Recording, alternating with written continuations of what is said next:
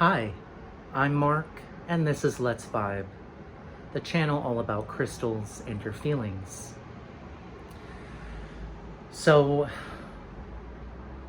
in continuing with the topic of manifestation, I just posted that video about beginner's luck with manifesting and my thoughts on that. And I was thinking more about manifestation, and I suddenly remembered a very pivotal moment in my own learning of how to manifest that I'd kind of forgotten about.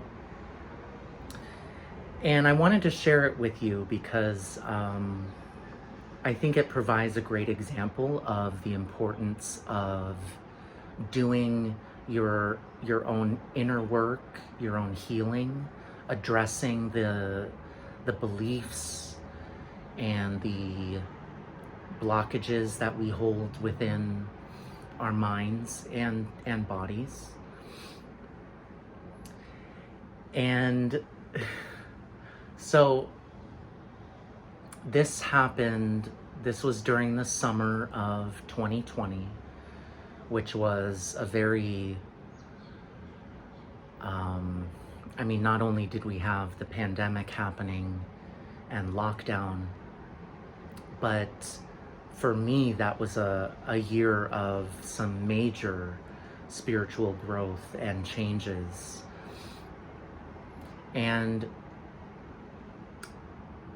I think it was in July of 2020, so exactly 4 years ago. And I was really wanting to manifest a relationship. I think I was open to, well, no, I think I had my mind set on a romantic type of relationship. And that was something that I'd been looking for and wanting for quite some time. And I had just recently started learning about shamanic practices and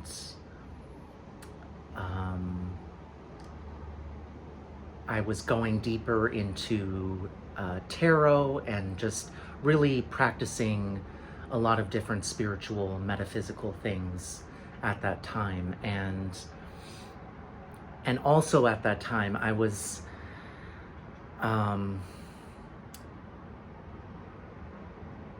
practicing different kinds of spell work, which are basically, any kind of spell is a ritual of some kind, a ritual done in order to cultivate and draw out or draw up the energy that you're wanting for a particular outcome. And I had learned about sigil magic. And so a sigil is an energetic symbol that's created. I think it's usually created out of letters. I think it's easy to find sigils that are created out of runes, the Nordic runes or Norse runes. But basically, a sigil is a word or a short phrase, and then you take each letter of the word or phrase and you connect them all together to form a cohesive symbol.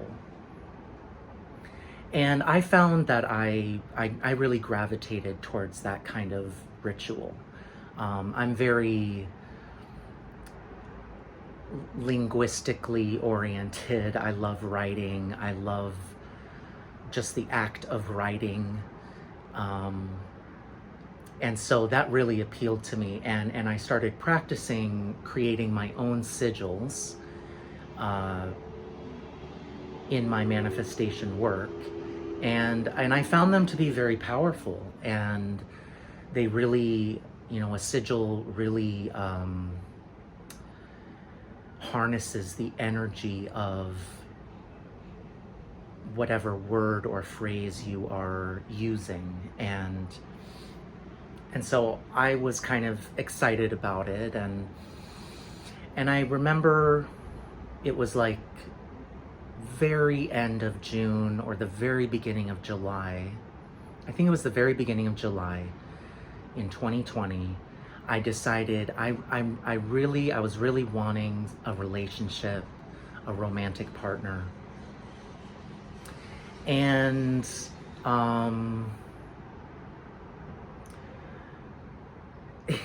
so I put together a sigil. I don't remember what phrase I used, but I designed my own sigil out of a specific phrase, and I performed my own ritual, manifestation ritual, just going by my intuition in order to manifest a partner or to meet someone new for the potential of a romantic partnership. And so I did that one night, and then the next day I was on a dating app, really more like a hookup app. And I got a message from this guy who I had seen. He had shown up recently. He was new to Hawaii. He had just recently moved to Hawaii. And I got this message from this guy, and I thought he was handsome. I thought he was attractive. And I wanted to meet him. And I was very surprised because he was very friendly. He was very just ready right from the get-go. He was ready to meet and chat and hang out. And so that night, the night after I had done that ritual, he messages me and invites me to come over to his apartment, which happened to be just across the street from me. And so I was like, wow, this is so cool. I can't believe, this is happening. I can't believe it's happening so quickly. And, this is already, exactly the kind of thing that I was looking for, to meet someone new. And so I go over to his place, and we just talked, and he was very talkative. I just kind of sat there and listened to him. He was talking about where he was from and his recent move to Hawaii. And he even made some food, made like a small dinner, and so I ate some dinner with him. And I thought it was really cool, and I was really happy about it. There was a very slight red flag, and it was subtle. At least it was subtle for me at the time. I don't think it would be so subtle for me today. But the red flag that I noticed was, I don't remember what he was talking about, but he ended up mentioning emotions, and he had this very dismissive attitude about emotions.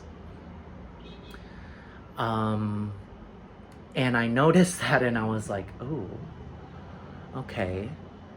But because I was still early on with a lot of stuff, a lot of healing and a lot of my spiritual work, I very quickly and very easily kind of just dismissed it. Like, I don't know him. That's the excuse I would make often. In when I would ignore my intuition, it was often the excuse of, oh, I don't really know him yet. I shouldn't judge him. We just met. I shouldn't make any snap judgments, give him a chance, all that. And so I did. I dismissed it. I didn't make a big deal out of it. And then, after we had dinner and talked some more, I went back home. But we decided to meet up the next morning and go to get some coffee. So the next morning I met him at his place and took him to a coffee shop that's nearby. And we had a decent time, but another red flag popped up again in the same vein as the one the night before. And I think that's the second time it bothered me a little more, but not enough for me to, make a decision for myself to stop hanging out with him.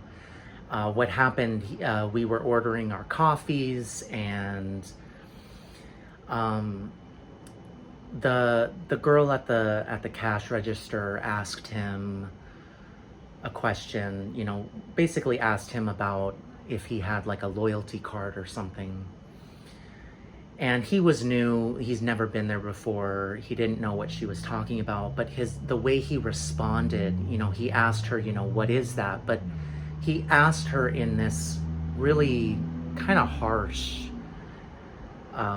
manner, and the way he responded to her just came across kind of rude. And it did bug me because I remember thinking to myself, like, dude, we don't talk that way here in Hawaii. Like, that might be appropriate in other places, but we don't do that here. It bothered me. But again, I thought, it's not a big deal. It's just, a small little interaction. I still don't know him. So then a couple weeks go by, and we hung out several times in that period. Mainly just at his apartment. He ended up meeting some other people and had some other people join us, and they were nice. They're, no problems. But at the end of that 2 weeks, we started to talk a little bit more about our lives and about, where we're from and where we come from, and being that we're both gay, obviously, we started talking about our experiences growing up being gay. And he shared with me all about his experience, and it was vastly different from my own. He really didn't have too much trouble coming out and just being himself, and he wasn't raised in a religious family. He wasn't, going to church or anything like that. So he had a very different story from my own, which is great and totally fine. And then I decided, well, I'll share just a little bit. I've got a long story, very detailed and complicated. But I thought, I'll just open up a little bit and I'll just share my most, like a very superficial overview of my own upbringing and my own experiences growing up gay. And so I just shared some basic stuff. I shared, I was born and raised in the church, and so it was very hard to reconcile with being gay. It was very difficult to accept it, to even realize it. There was a lot, there was bullying involved, and it took me a long time to come out. And very basic, surface level information about my own life. And his response was so strange and so inappropriate, I would say. He was, how would I describe his response? He was like, oh my gosh. He thought it was so like wild that I grew up in that kind of environment, and he thought it was, his response was almost like he was taking pity on me. It was condescending. It was really a very rude way of responding and very insensitive. It was like he had never heard of such a thing before, which is pretty wild for a gay person. But yeah, so his response just totally, it felt like it just came out of left fields. And because I was sharing, my own personal story, however small of a piece I was sharing, it was still my own personal story. And just the way he responded was like, it just felt very condescending. It felt very dismissive. Like he even sort of insinuated that I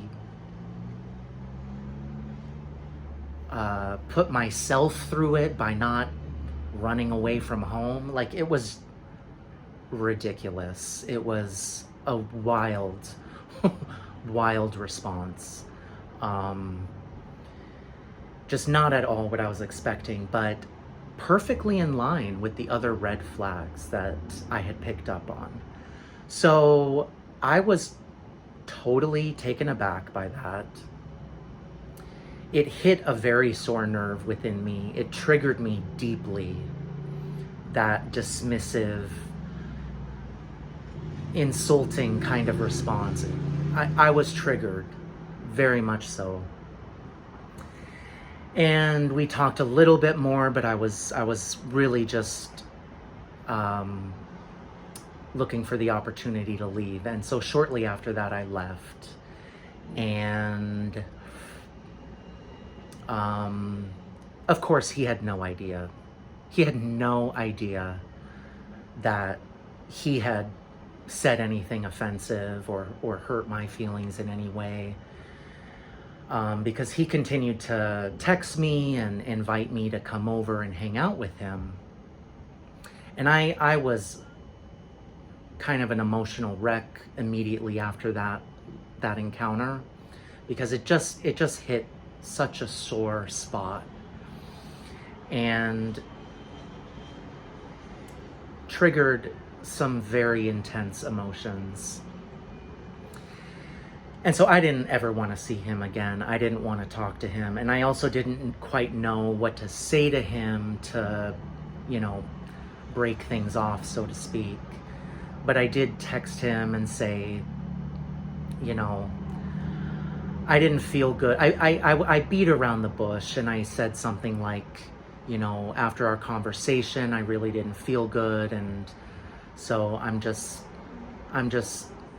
keeping to myself right now, taking care of myself. And his response was something to the effect of like, yeah, that's why you don't open up, and or something just so callous and oblivious to,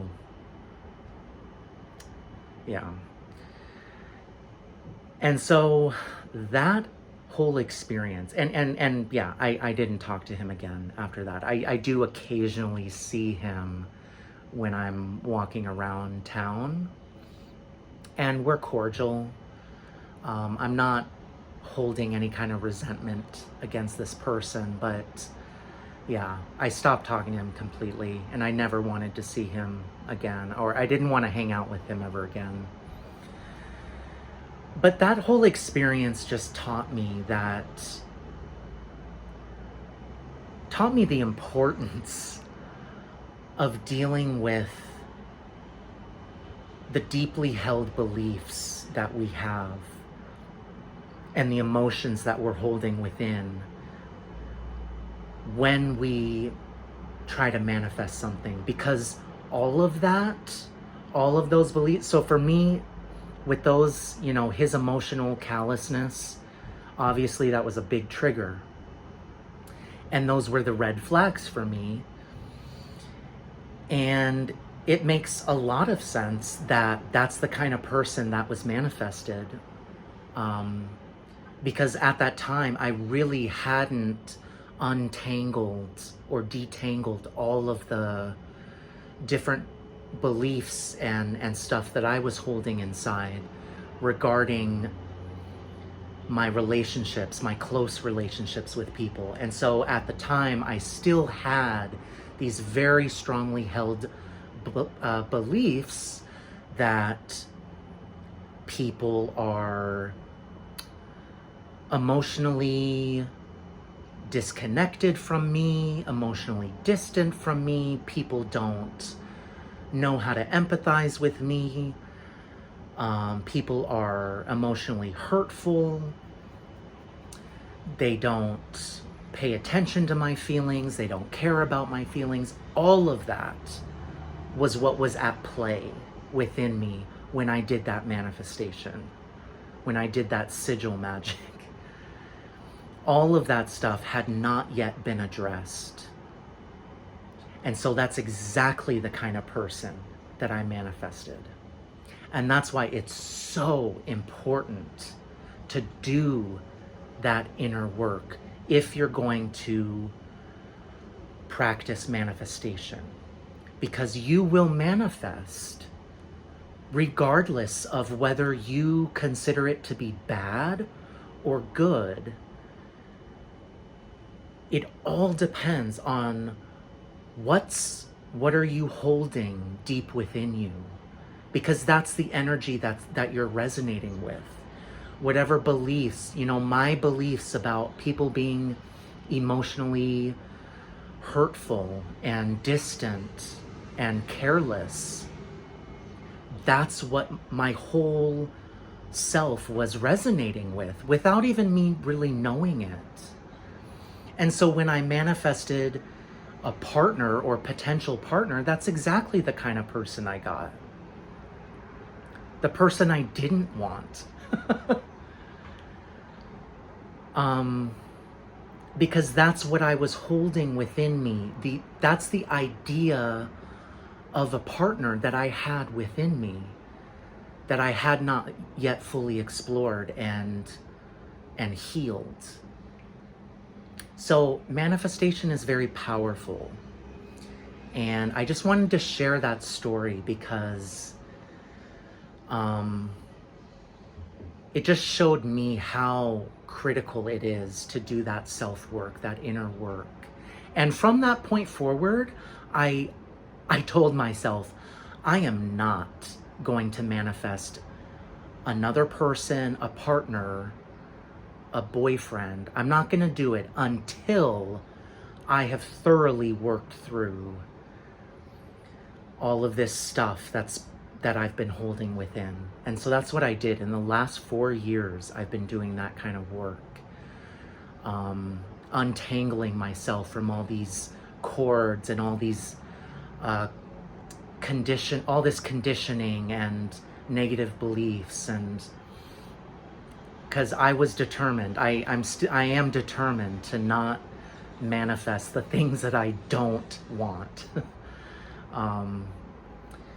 So anyway, I just wanted to share that, and hopefully that can give you some help and insight in your own manifestation work. Be sure to hit that like and subscribe if you haven't, and please leave a comment or question down below. I love to hear from you. And once again, thank you so much for vibing with me.